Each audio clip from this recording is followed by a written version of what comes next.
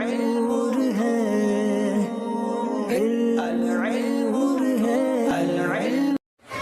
السلام علیکم ورحمۃ اللہ وبرکاتہ نحمدہ ونصلی علی رسولہ الکریم۔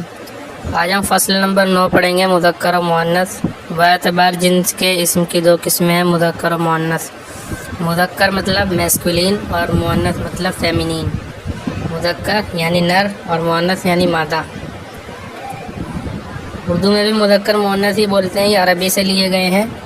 تذکیر اور تانیث باب تفعیل سے آتے ہیں دونوں۔ مذکر اور مؤنث یہ دونوں کیا ہیں؟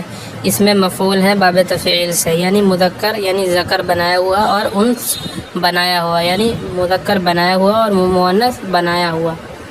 تو باعتبار جنس کے، جنس کا مطلب ہوتا ہے، میں نے آپ کو بتایا تھا، ایک جنس کے اندر کئی ساری نوع آتی ہیں، کئی ساری قسمیں آتی ہیں۔ تو جنس جو ہے بہت ساری قسمیں یعنی بہت ساری نوع کا مجموعہ ہوتا ہے، یعنی گروپ ہوتا ہے، گروپ آف ٹائپس، یعنی جس کی کئی ساری قسمیں ہیں اور ان کا ایک مجموعہ، ان کا ایک گروپ ہو، اسے کہتے ہیں جنس۔ تو مذکر اور مؤنث یہ دونوں ایک الگ الگ گروپ ہے۔ مذکر میں بہت سارے لوگ آتے ہیں، انسان جانور سب آتے ہیں، اور مؤنث کے اندر بھی انسان جانور سب آتے ہیں، ان کا مجموعہ ایک جنس ہے۔ تو باعتبار جنس کے اسم کی دو قسمیں ہیں، مذکر اور مؤنث۔ مذکر وہ اسم ہے کہ جس میں علامت تانیث کی نہ لفظی نہ تقدیری نہ لفظی ہو نہ تقدیری ہو۔ لفظی جیسے گولتا ہوتی ہے، اور تقدیری کی جیسے عرب سے سنا گیا ہو کہ یہ مؤنث ہے۔ تو مذکر اسے کہتے ہیں وہ اسم ہے جس میں علامت تانیث یعنی مؤنث کی کوئی علامت نہ ہو، نہ ہی لفظی ہو نہ ہی تقدیری ہو۔ تقدیری معنی چھپی ہوئی، یعنی محذوف نہ ہو۔ تو جیسے ارض ہے، ارض، اور سما ہے، ارضن اور سماعن، یہ دونوں مؤنث ہیں، لیکن عرب سے سن کے ہمیں پتہ چلا کہ یہ مؤنث ہیں، ان کے اندر گولتا نہیں ہے۔ اور ایسے ہی ایک لفظ ہے بنتن، یہ بھی مؤنث سمائی ہے۔ اور ایسی ایک لفظ ہے مبراتن یعنی شارپنر، تو اس میں گولتا ہے۔ تو اس میں پتہ چلا گولتا لفظی، جو لفظوں میں نظر آ رہی ہے اور ہم اس پہ تلفظ کر رہے ہیں گولتا پہ، تو اس لیے ہمیں پتہ چلا کہ یہ مؤنث ہے۔ تو ایسی کوئی علامت نہ ہو تو اسے کہتے ہیں مذکر، جیسے رجلن اور فرسن۔ مؤنث وہ اسم ہے جس میں علامت تانیث کی لفظی یا تقدیری موجود ہو، یعنی یا تو لفظی علامت ہو یا تقدیری علامت ہو، تو اسے کہتے ہیں مؤنث، یعنی لفظی جیسے گولتا ہو یا تقدیری ہو جیسے عرب سے سنا گیا ہو کہ یہ لفظ مؤنث ہے۔ باعتبار علامت کے مؤنث کی دو قسمیں ہیں، قیاسی، سماعی۔ قیاسی یعنی جس کے میں جو قیاس سے پتہ چلے، قیاس کا مطلب ہوتا ہے یعنی غور فکر کرنا، یعنی ایک چیز کو دوسرے پہ فٹ کرنا، تو قیاس سے پتہ چلے۔ مؤنث قیاسی وہ ہے جس میں تانیث کی علامت لفظوں میں موجود ہو۔ قیاسی کسے کہتے ہیں؟ جس میں علامت تانیث لفظوں کے اندر موجود ہو، جیسے گولتا ہوتی ہے۔ تانیث کی لفظی علامات 3 ہیں، آپ نے صرف گولتا پڑھی تھی، ابھی 2 علامتیں اور پڑھ لیجیے آپ۔ پہلی علامت گولتا ہے، خواہ حقیقتاً ہو جیسے طلحتو، یا حکمن ہو جیسے اقربو۔ تو اقربو ہے، اس کے اندر جو ہے یہ بتا رہے ہیں کہ اس میں چوتھا حرف تائے تانیث کے حکم میں ہے، یعنی حقیقتاً یا تو گولتا ہو یا تو گولتا کے حکم میں ہو۔ تو 3 لفظ سے جب زیادہ ہوتا ہے کوئی بھی لفظ جو ہوتا ہے اور مؤنث ہوتا ہے، تو اس میں چوتھا حرف جو ہے وہ گولتا کے حکم میں مان لیتے ہیں۔ اتنا بھی آپ سمجھ لیجئے، باقی آپ کو اور جو ہے انشاءاللہ آگے سمجھ میں آ جائے گا۔ ویسے اس کا استعمال نہیں ہے، بس سمجھنے کی بات ہے۔ باقی بس آپ یہ سمجھ لیں کہ مؤنث ہوتی کیا کیا ہے۔ تو عرب اسے مؤنث بولتے ہیں، اور اس میں 3 حرف سے زیادہ ہوں تو چوتھا حرف اس میں کیا مانتے ہیں؟ گولتا کے حکم میں مانتے ہیں، نہیں گولتا جیسا مانتے ہیں کہ یہ چوتھا حرف یعنی جو با ہے اقرب کے اندر، یہ گولتا کی طرح ہے اور یہ مؤنث ہے، جب 3 حرف سے زیادہ ہوں کسی لفظ میں، اور عرب اسے مؤنث بھی مانتے ہوں جب یہ بات ہے، تو وہ مؤنث کے حکم میں ہے۔ اس میں چوتھا حرف تائے تانیث کے حکم میں ہے۔ الف مقصورہ یعنی وہ یا کس طرح جو لکھا جاتا ہے، میں نے آپ کو بتایا تھا الف مقصورہ ہوتا ہے جو یا کی طرح لکھا جاتا ہے، اور الف کے بعد جب حمزہ آتا ہے جیسے حمراء، یہ الف ممدودہ ہوتا ہے۔ الف مقصورہ جیسے حبلا، صغرا اور کبرا، یہ اس میں تفضیل مؤنث ہیں، یہ تینوں کے تینوں۔ تو یہ الف مقصورہ جس میں ہوگا وہ مؤنث ہوگا، وہ لفظ مؤنث ہوگا، لیکن جب ہوگا جب یہ مقصورہ زائد ہو۔ دیکھیے ادھر لکھ رکھا ہے انہوں نے زائدہ، یعنی 3 حرف دکھ رہے ہیں اس میں صاف صاف، ہا، با اور لام، اس کے علاوہ پھر الف مقصورہ زائد ہے، تو اب یہ الف مقصورہ جو زائد ہے یہ بتا رہا ہے کہ یہ مؤنث ہے۔ ایسے صغرا کے اندر صاد، غین اور را 3 حرف مکمل ہیں، کم سے کم 3 حرف ہوتے ہیں کسی اسم یا فعل میں، کسی اسم میں 3 حرف ہوتے ہیں کم سے کم، تو یہ تینوں حرف مکمل ہوئے، اس کے بعد جو آگے الف مقصورہ ہے، اب یہ زائد ہے، تو یہ زائد الف مقصورہ یہ مؤنث کی علامت ہے۔ لیکن جب زائد نہیں ہوگا تو مؤنث نہیں ہوگا، جیسے موسیٰ، جیسے موسیٰ یا عیسیٰ۔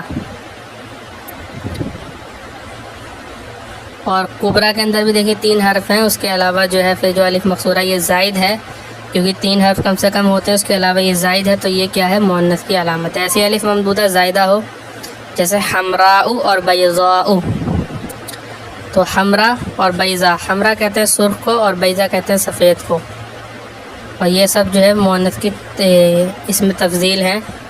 تو الف ممدودہ یعنی الف کے بعد جب حمزہ آئے، اور الف مقصورہ جو یا کی شکل میں لکھا جاتا ہے، یعنی چھوٹا الف کہتے ہیں اسے، مقصورہ یعنی چھوٹا الف، اور ممدودہ جو لمبا الف ہو، کھینچا ہوا لمبا الف، بڑا الف، یعنی اس کو زیادہ کھینچتے ہیں اور اس کو کم کھینچتے ہیں، اسی لیے اسے الف ممدودہ اور مقصورہ کہتے ہیں۔ تو یہ دونوں زائد ہونے چاہیے، تو ہا میم را، اس کے علاوہ یہ الف ممدودہ زائد ہے، تو یہ مؤنث کی علامت ہے۔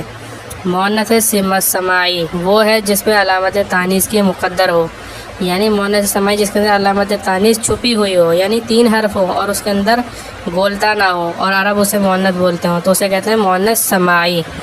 ارزن اور شمسن یہ دونوں مؤنث سماعی ہیں، اس میں 3 حرف ہیں، کوئی گولتا نہیں ہے، تو یہ کیا ہے؟ یہ مؤنث ہے، اور عرب اسے مؤنث بولتے ہیں، تو یہ مؤنث سماعی ہے، یعنی سن کے ہمیں پتہ چلا۔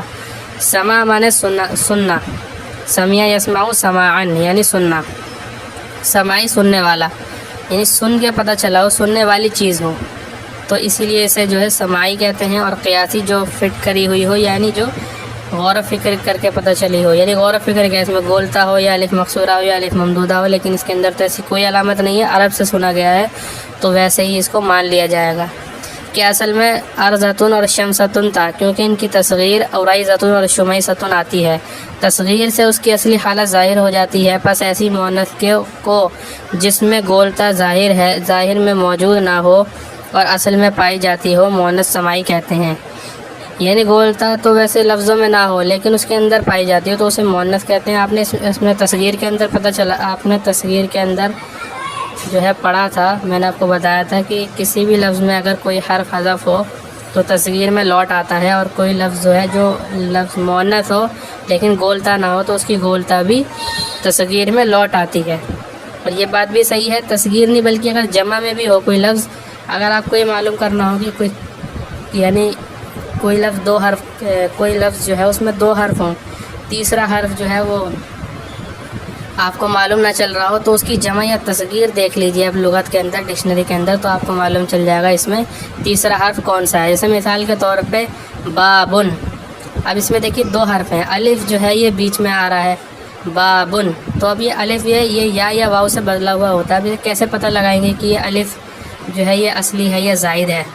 تو آپ اس کی جمع میں جائیے، تو جمع کیا آتی ہے بابن کی، اب وابن، تو دیکھیے واو آ گیا، جمع میں واو آ گیا، تو یہ واو جو ہے یہی اس کا اصلی حرف ہے جو جمع میں پتہ چلا۔ ایسی تصغیر میں اور جمع میں ہمیں اصلی حرف کا معلوم ہو جاتا ہے کہ اس کا اصلی حرف کیا ہے، تو ایسے پتہ چلتا ہے کہ اصلی حرف کیا ہے۔ اب اس کے بعد بتا رہے ہیں یہ باعتبار ذات کے مؤنث کی 2 قسمیں ہیں، مؤنث کی 2 قسمیں باعتبار علامت کے بتا دی اوپر، قیاسی اور سماعی۔ اب یہ ذات کے اعتبار سے مؤنث کی 2 قسمیں ہوتی ہیں، حقیقی اور لفظی۔